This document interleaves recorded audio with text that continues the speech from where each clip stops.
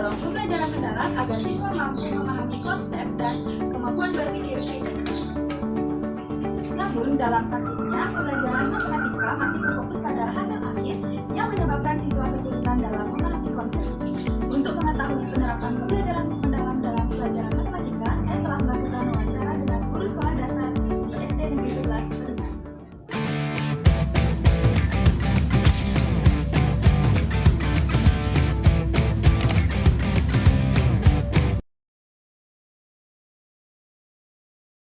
Jadi sebenarnya kalau kelas 6 itu dia masih pakai kurikulum merdeka, tapi konsepnya itu kita menggunakan juga dari kurikulum mendalam, misalnya kayak PBL itu masih kita masukkan ke dalam kurikulum merdeka.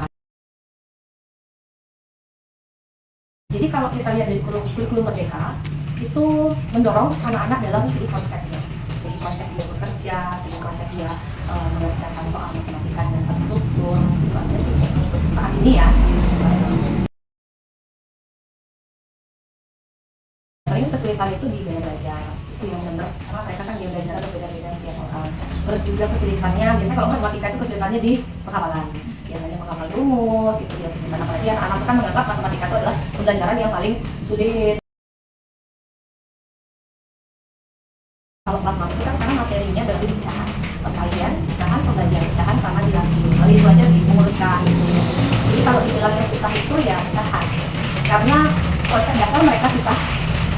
Nggak, perkalian dia belum bisa, pembagian dasar dia belum bisa, jadi mau dikasih soal susah apapun dia pasti akan bisa mengerjakan. Kesulitannya di konsep dasarnya dia belum bisa. Deep learning ini kan 3 ya, mindful, meaningful, sama joyful. Jadi kalau misalnya diterapkan, mana sih yang paling cocok itu di kelas 6 matematika itu yang joyful. Kalau dia kita kasih matematika dengan sistem games, gitu. Karena kalau sekarang di kelas 6 itu kan saya kasih Kahoot gitu, saya anak-anak belakangan di Kahoot, terus game-game yang lainnya. Jadi itu dia berpikir kalau matematika itu gampang loh kalau kita permainan gitu. Jadi kayak ada rewardnya juga, terus ada kerja kelompok. Kerja kelompok itu yang paling bermanfaat sekali kalau di learning ini. Ada staff mobil juga, jadi bisa pendampingan dengan secara bersama untuk anak-anak. Jadi kita tahu kan mana sih anak-anak yang masih kurang, mana sih anak-anak yang sudah bisa. Jadi anak-anak yang sudah bisa tuh kita minta bantuannya untuk sebagai tutor pembelajaran. Baik, jadi pada kasus Ibu Dayu ini di kelas 6B SD Negeri 11 Pedungan yang dimana masih banyak siswa yang belum memahami mengenai konsep dasar perkalian dan juga pembagian, sehingga mengalami kesulitan ketika sudah masuk pada materi pecahan. Nah, menurut saya solusi yang dapat diambil adalah yang pertama yaitu menerapkan asesmen diagnostik, yang dimana asesmen ini merupakan tahap awal atau penilaian awal untuk mengetahui bagaimana pengetahuan awal siswa. Kemudian yang kedua adalah dengan melakukan pembelajaran remedial atau melakukan remedial, yang dimana remedial ini adalah untuk menekankan kembali konsep dasar dari perkalian dan juga pembagian. Kemudian yang ketiga adalah guru juga dapat mendorong kemampuan berpikir kritis siswa, yang dimana guru juga dapat membantu mengarahkan proses berpikir kritisnya, kemudian juga dapat mengkaitkan materi yang dijelaskan dengan kehidupan sehari-hari. Selain itu, dapat dilakukan juga kegiatan-kegiatan yang dapat menekankan kembali pemahaman siswa seperti melakukan kuis, bermain games, atau di masa sekarang dikenal dengan bermain Kahoot atau games-games lainnya yang mampu menekankan kembali pengetahuan siswa.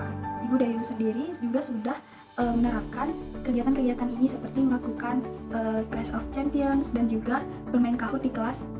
Baik, itu dia mengenai kajian kasus dan juga solusi mengenai penerapan pembelajaran mendalam, khususnya pada mata pelajaran matematika di SD Negeri 11 Pedungan. Nah, ketika siswa ini mengalami kesulitan, umumnya itu bukan hanya pada materi, melainkan pada fondasi awal mereka yang belum kokoh atau konsep dasar mereka ini belum kuat. Nah, tugas kita sebagai calon pendidik nantinya bukanlah sekedar mempercepat langkah mereka supaya paham, namun benar-benar memastikan agar mereka benar-benar memahami konsep-konsep dasarnya. Karena pembelajaran mendalam ini bukanlah sekedar menghafal, melainkan menekankan mengenai pemahaman. Sekian dari video saya, semoga dapat bermanfaat bagi kita semua. Saya memohon maaf apabila ada kesalahan kata yang saya ucapkan yang disengaja maupun tidak disengaja. Akhir kata saya ucapkan terima kasih dan salam harmoni.